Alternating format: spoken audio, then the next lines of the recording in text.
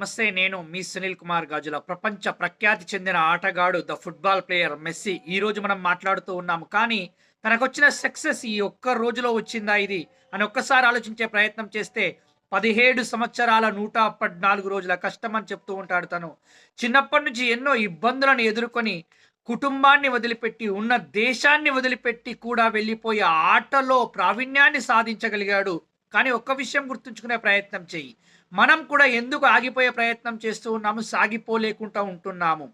మనిషి పాములాగా పాకలేకపోవచ్చునేమో, పక్షిలాగా ఎగరలేకపోవచ్చునేమో, ఏనుగులాగా బలంగా ఉండలేకపోవచ్చునేమో, ఒంటెలాగా ఎత్తుగా ఉండలేకపోవచ్చునేమో అనే ఆలోచన ధోరణితో ఉండే ప్రయత్నం చేస్తున్నాడు. కానీ ఎప్పుడైతే మనిషి తనలోని శక్తి సామర్థ్యాలను తను గుర్తించగలిగితే సింహం కూడా రింగులో ఉంచి ఆడించే స్థాయికి రాగలుగుతూ ఉన్నాడు అనంటే, ఒక్కసారి తనలో ఉన్న శక్తి సామర్థ్యాలని, స్ట్రెంగ్త్స్ గురించి తెలుసుకొని వాటిపైన ఫోకస్ చేయగలిగితే ప్రతి వ్యక్తి కూడా తను చేస్తున్న పనిలో ఉంటున్న రంగంలో అద్భుతమైన విజయం సాధించడానికి ఆస్కారం ఏర్పడుతూ ఉంటుంది. Don't feed your weaknesses, just feed your strengths అని ఉంటూ ఉంటారు. ఎప్పుడూ కూడా నీలోని బలానికి మాత్రమే ఆహారాన్ని పెట్టే ప్రయత్నం చెయ్యి.